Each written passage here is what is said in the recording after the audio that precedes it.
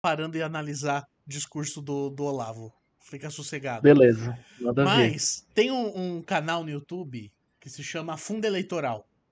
E eles fazem tipo uns webdocs assim, curtos, tipo que nem esse, ó. Relembra a eleição de 1989 em 9 minutos. Então, eles têm vários assim, tipo uns highlights do rolê. E eu acho que a eleição de 89 foi a mais legal que a gente teve até hoje.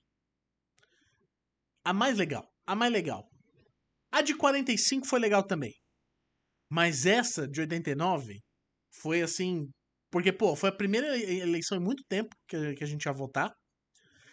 Então, tipo, é legal a gente pegar os exemplos. Eu gosto do exemplo da minha avó.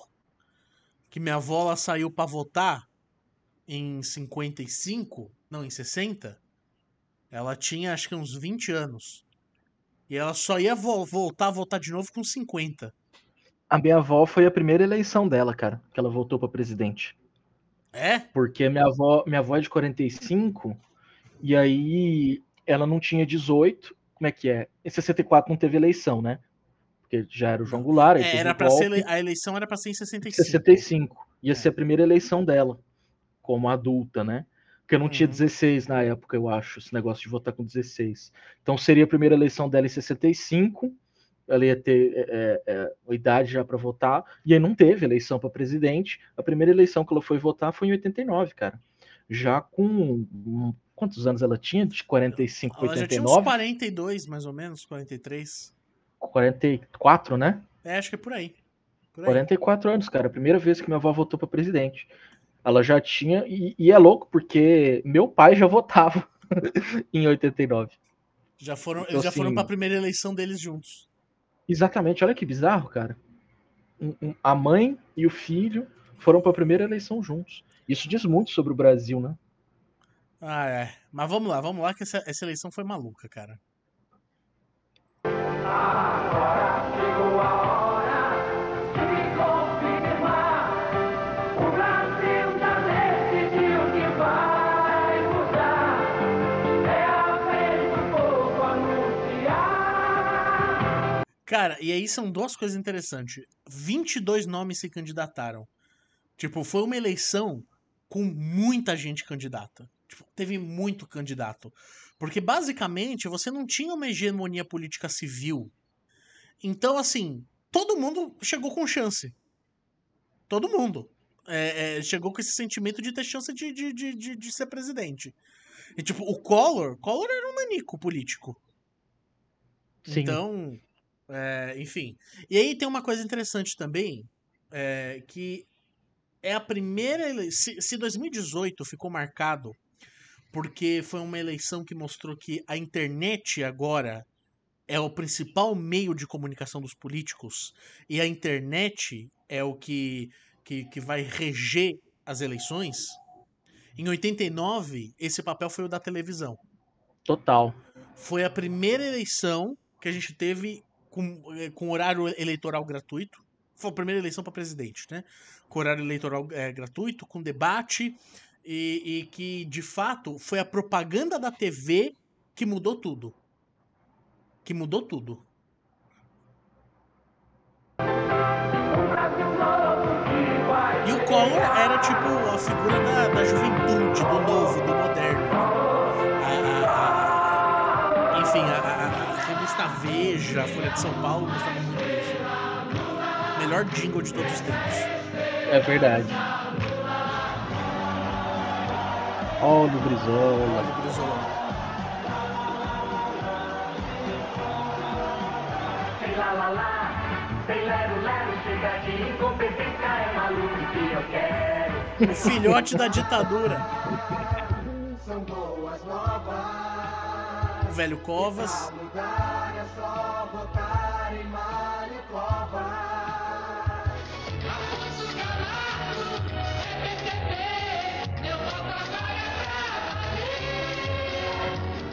Por isso vamos de Aureliano.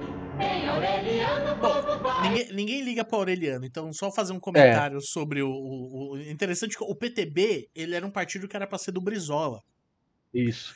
Porque quando caiu a suspensão, a proibição dos partidos, teve uma briga fodida do Brizola com a sobrinha, né? Do Vargas. Isso. Era Ivete o nome dela, não era Acho que Ivete era, Vargas? acho que era Ivete Vargas. E Isso. porque ele se proclamava o natural herdeiro do PTB. O que é E justíssimo, né? Diga-se de o que passagem. seria justíssimo. Sobrinha neta, estão falando aqui no chat. É, sobrinha neta. Sobrinha Era neta. Ivete? Vocês podem confirmar se era Ivete o nome dela? Ivete Vargas? Eu acho que era isso. E foi uma briga lascada que o Brizola perdeu, teve que fundar o PDT. E, meu amigo, dali pra frente, o PTB foi só água abaixo, viu? Hoje, E dando capitaneada pelo uma grande Roberto guinada. Jefferson. Dando uma guinada ultra conservadora. Mas assim, querendo ou não, isso também não é algo fora da tradição do PTB. A gente não pode se esquecer disso. Porque o Brizola era uma das correntes dentro do PTB. O PTB nunca foi uma coisa só.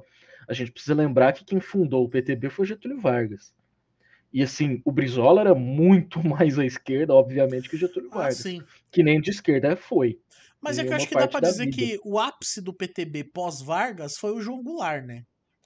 Então, Sim. assim, por mais que não fosse hegemônico, era a corrente mais forte.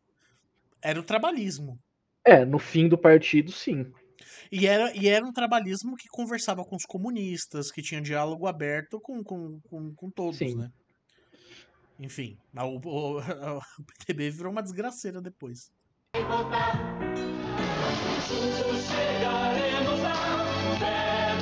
Fifi?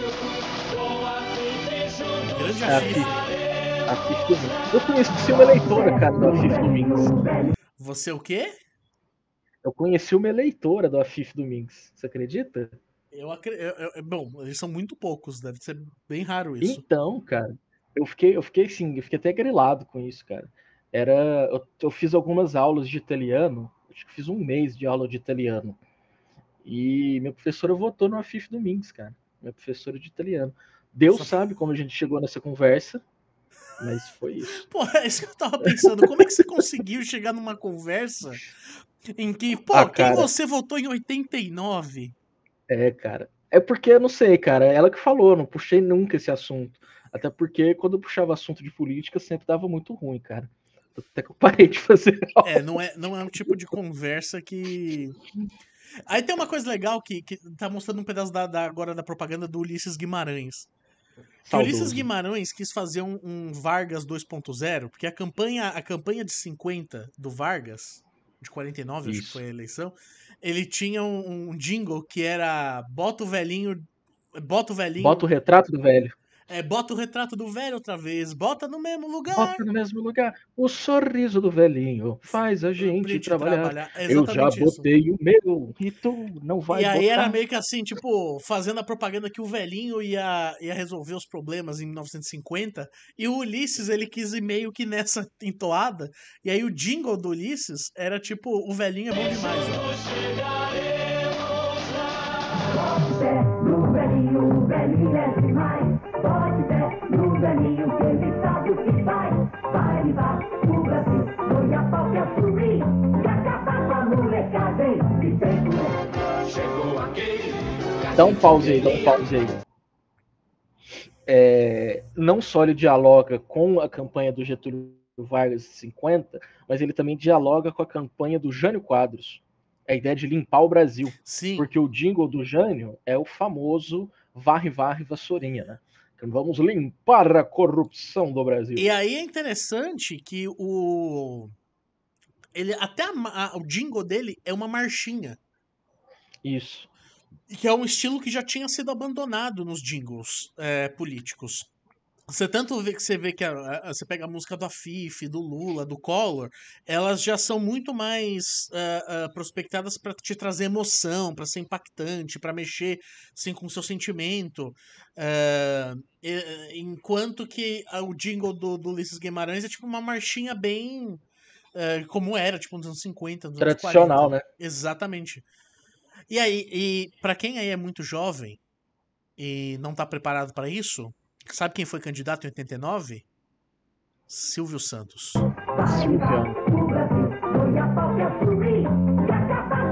Droga, eu achei que eu ia dar play bem na hora da propaganda do Silvio Santos. Aí agora, ó. para o Brasil governar. Agora o povo está contente. Já deu uma merda na campanha dele.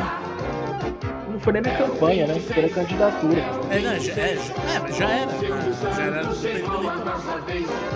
Meus amigos, vocês vejam como é bom nós vivermos num país democrático. Vocês sabem que, Olha aí. desde que eu comecei a falar em política, as minhas preocupações sempre foram com as pessoas menos favorecidas.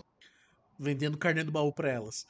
Mas aí tem uma coisa interessante, porque foi muito decisivo o que acontece com o Silvio Santos. Porque as pesquisas eleitorais davam o Silvio Santos em primeiro, o Lula e o Brizola empatados em segundo e terceiro, assim, muito próximos. E o Collor brigava ali na quarta, quinta posição, ficava entre o Maluf e o Covas. E o Collor não estava nada bem nas pesquisas. Foi por conta da impugnação da campanha do Silvio Santos que ajudou a dar um boom aí no Collor. E aí você vê a questão da comunicação, né? Isso não é um acaso, em alguns sentidos.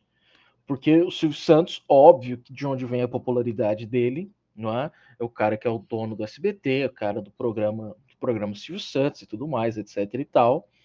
E aí, quando ele sai da candidatura, também tem outro candidato que ganha espaço com um apelo comunicacional muito forte, né? Que o Lula não tem nesse momento. Exatamente. Ele tem a sua forma de comunicação, etc. Mas a comunicação do Collor, ela é muito interessante. E até hoje ele faz isso, gente.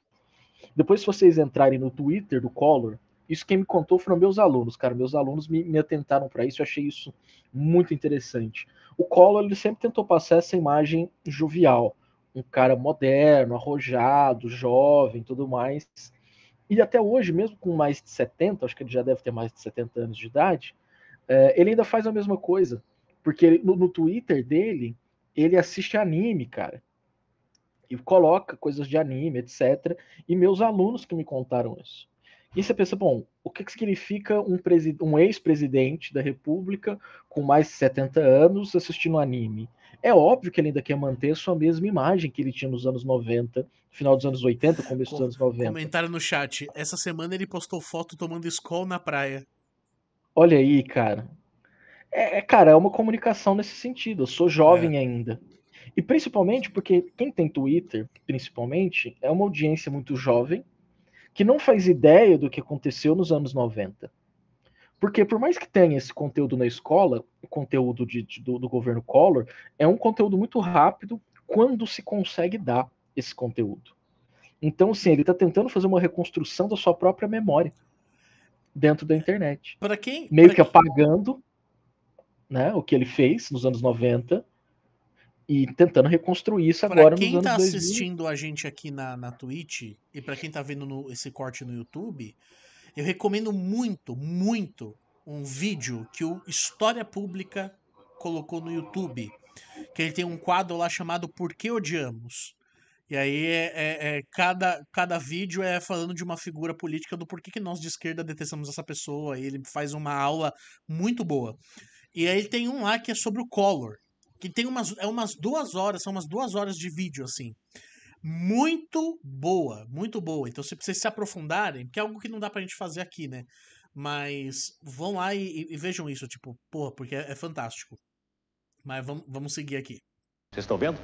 Os nomes de todos os candidatos. Agora, quem pretende votar no Silvio Santos, quem confia no Silvio Santos, quem quer dar o seu voto para o Silvio Santos, deve marcar um X no 26. Então, 26, Correia.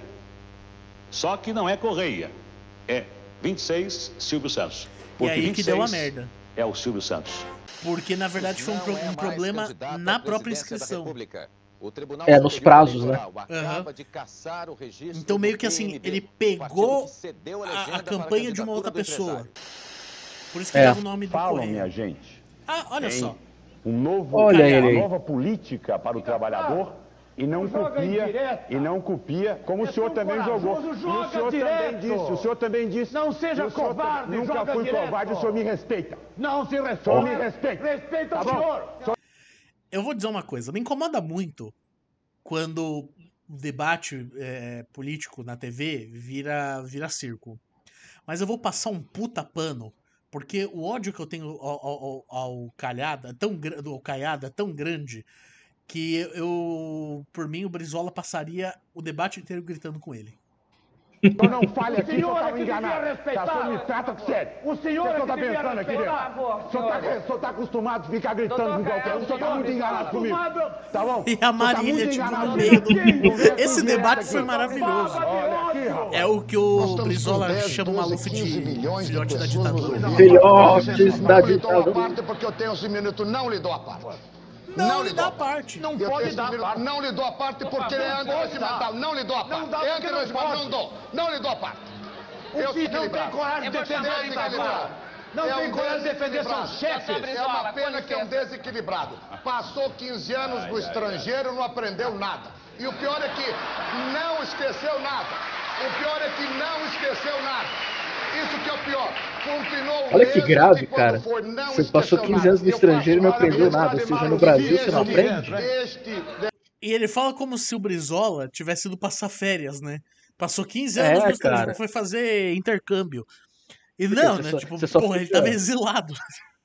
Você só fica educado na Europa? É isso que o Maluf quis dizer, cara? Que parada é essa? Mas é bizarro, né? Você vê que, assim, o Maluf e o Caiado, eu acho que eles eram, assim, os representantes mais claros do período militar aí, mesmo não sendo militares. Ainda que o Collor tivesse sido também um filho político da ditadura militar, mas acho que o discurso mais reacionário sempre ficava pro Maluf e pro Caiado no sentido de não esconder isso, essa predileção deles. Tudo aí, malufistas! Malufistas! Filhotes da ditadura! Todos engordaram na ditadura! Intervalo, por favor. Eu gostaria Todos engordaram na ditadura. O Brizola era maravilhoso.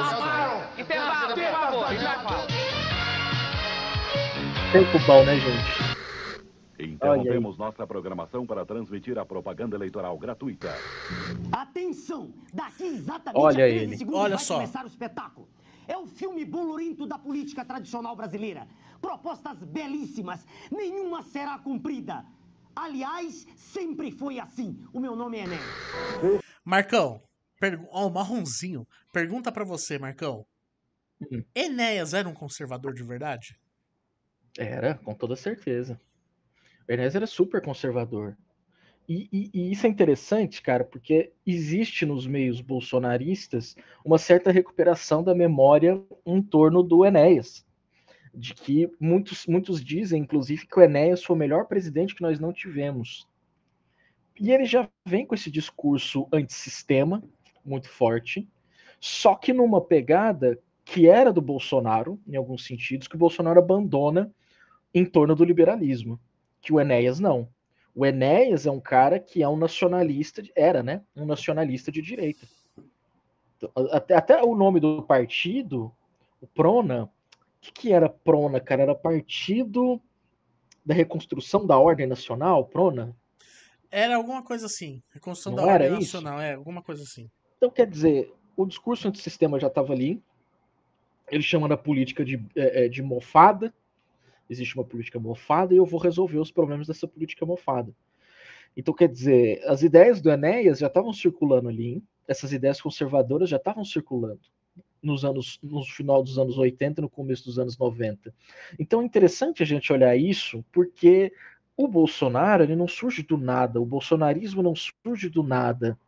Se a gente fizer uma soma, talvez, desses candidatos mais conservadores, Maluf, o próprio Ronaldo Caiado, o Enéas, etc., nós vamos chegar a um eleitorado até expressivo aí em 89. Então, assim, o bolsonarismo para nós foi uma surpresa. Mas olhando hoje retroativamente, é possível a gente perceber que esse eleitorado esteve ali o tempo todo. Sim. E que vou até nos fazer anos essa conta. 90, e que eu acho que nos anos 90 ele acabou. Aliás, nos anos 90 não. Nos anos 2000, depois que morreu o malufismo, foi um eleitorado que ficou incrustado no PSDB. Que se acomodou lá e ficou lá.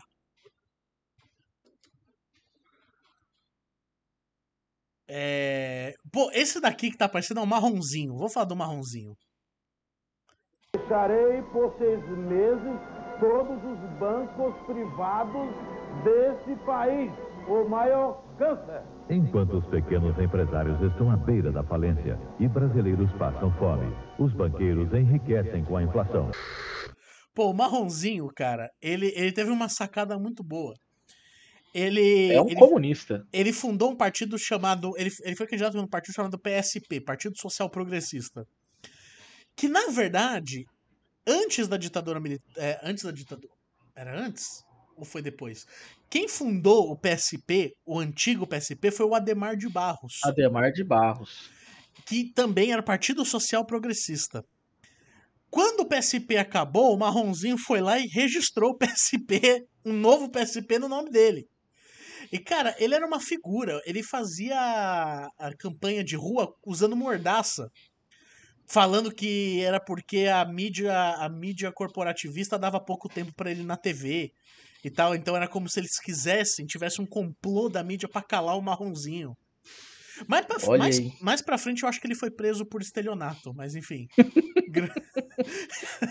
O Brasil realmente não é pra principiantes. Exatamente, mas o Marronzinho era engraçado. O senhor nunca teve uma atitude de coragem. O senhor pegou uma carona na história, beneficiando-se... Pô, isso é um contexto legal. Cara, as eleições de 89 foram marcadas por quem odiava mais o Sarney. Assim, o Sarney... Ah, mas também, né? Porra, o Sarney, ele teve Acontece com o Sarney que foi foda. Ele nunca teve condição de ser presidente da República. Condição técnica mesmo, intelectual. Ele foi presidente do Senado e caiu no colo dele e foi um desastre. A gente tinha terminou o governo dele com uma inflação fodida. De uma tragédia que emocionou o país. Só voltar na conta, Jonathan, que eu fiz, juntando esses candidatos aí que a gente falou, dá um eleitorado de 16% quase no Brasil, em 89. 16%? 15, quase 16%, 15,81%. E aí, se a gente olhar o Collor no primeiro turno, o Collor tem 30% no primeiro turno, 30,47%. Então, assim, cara, o eleitorado conservador no Brasil sempre foi muito grande. E o Collor mirou mesmo esse eleitorado conservador. Ele foi fazer filmagem lá na Cruz, usou muito o cristianismo, usou muito a igreja. Enfim, ele abusou bastante dessa imagem aí. Então. É o culpado pela maior Lula inflação. Tinha 17%. Empatado com o Brizola, né? Com o Brizola. 17 também, né? Todos os tempos. 16,51. O senhor arrochou os salários do trabalhador brasileiro. O senhor contrariou a vontade de todos e insistiu em ficar mais um ano na presidência. Vamos gritar bem claro o nosso não a esta coisa antiga e perversa, que chega atrasada e tenta no Brasil desrespeitar os opositores. Eu não quero me referir aos continuadores de tudo isto, a esses candidatos que nós chamamos filhotes da ditadura, que vocês todos sabem quem são. Mais uma vez não compareceu o candidato que tem medo do diálogo. Pô, isso é uma coisa, o Collor inaugurou uma estratégia muito interessante, que é de... Se você tá em primeiro nas pesquisas eleitorais no primeiro turno, você não vai no debate. Não vá. E o Collor meio que faltou em todos, assim. E a gente descobriu por quê. Porque no primeiro debate, teve 2 debates no segundo turno. Na Manchete e na Globo depois. Na Globo. Cara, no debate da Manchete contra o Lula, o Collor tomou um cacete. Mas o Lula jantou o Collor.